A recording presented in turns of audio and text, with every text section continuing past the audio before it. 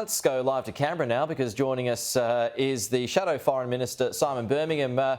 Simon, good to see you. What a fascinating time it is for global politics at the moment. We were talking about this just last week. A few more balloons have been found since then, the spy balloons. The US out this morning accusing China of running a high-altitude balloon program for, quote, intelligence collection. How troubled are you by this?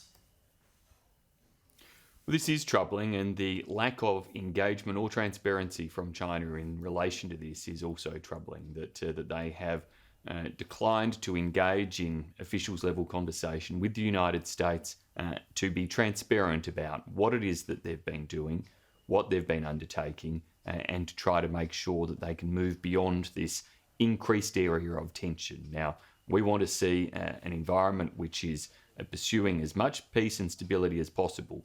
But it's hard to see that advancing when, of course, the United States are dealing with now not one, but 4 incidents in the space of just a couple of weeks. In recent weeks and months, there has been a change in dialogue. The relationship, particularly between Australia and China, more so than China and the US, seems to be getting closer. Do you think that this spy balloon fiasco could derail everything that's happened in recent times? Well, certainly between the United States and China, what we saw was a 3-hour meeting between President Biden and President Xi Jinping take place in the margins of the G20 in Bali. Since then, there was the scheduled visit of Secretary of State Blinken meant to be visiting Beijing, only, of course, in the days following the shooting down of the first balloon. That visit was cancelled and deferred as a result. I hope that it can be rescheduled. I know that was the intent of the US in terms of announcing a delay and a deferral of it rather than a full cancellation. But incident after incident won't help in terms of that rescheduling. And from an Australian perspective, it just puts increased tension across China's engagement with much of the world. And that, again, can't help in terms of all aspects of the relationship. But we do wish the Australian government well in trying to get the trade sanctions that China unfairly placed on Australia removed, and we do want to see continued breakthroughs in that, particularly if China is genuine about trying to work to stabilise the relationship with Australia. Mr Kirby had said this morning that there's evidence that these balloons had flown over dozens of countries, multiple continents as well. ASIO has already denied that it's happened here, but in your time, in recent years, could it have happened and our surveillance systems in the air missed them? But I'm not aware of it occurring. Could it have happened? Well, of course, it could, and we can't say these things are impossible.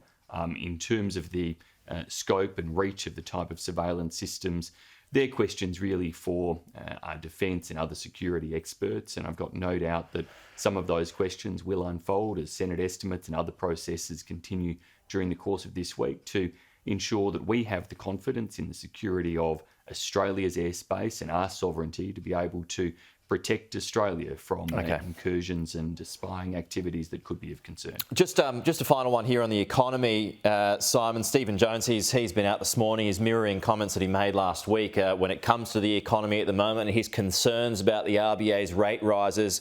He's worried about that on the households of Australians. He says the government's doing its bit and there is evidence that rates are working. Economists on this program a short time ago have backed that up. Do you think he's right? Well, this is a remarkable situation where the Assistant Treasurer of the Government of Australia is undermining the messaging of the Reserve Bank of Australia.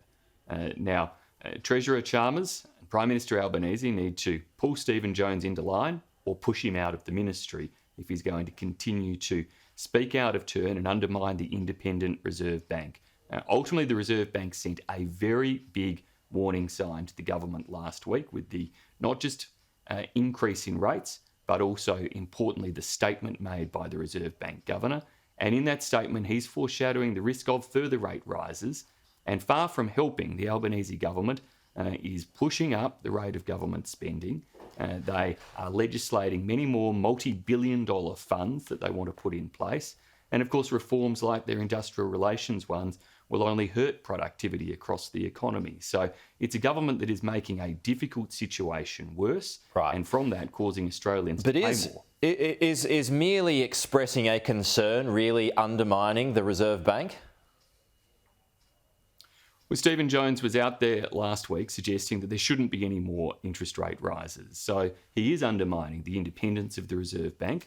He is one of the Treasury Ministers of Australia, and one of the fundamental principles that pretty much every Treasurer and every Treasury or Finance Ministers have stuck to is to support the independence of the Reserve Bank in their role. Do you have concerns for households? Stephen Jones doesn't seem to. We absolutely have concerns for households and the pressures that they are feeling, and real concerns that the Albanese government, with increased spending, creation of multi-billion-dollar new funds, policies that hurt productivity, would it be your preference that are going to add to that pressure rather than help? Right. But would it be your preference that things don't get tougher for households in the face of increased rate rises? Of course it is our preference, and that's why we would rather see a government what's the difference between that and what Stephen Jones is saying? That actually made life, because we want to see the government not attack the Reserve Bank, but make the Reserve Bank jobs easier. Make the job of the Reserve Bank easier by ensuring that fiscal policy is working in tandem with monetary policy, not that the spending and the policies of the government are actually putting more pressure on the Reserve Bank, and through that, more pressure on Australian households, which is the real risk of what's happening at present. All right. Simon Birmingham, appreciate your time as always. We'll talk to you again soon.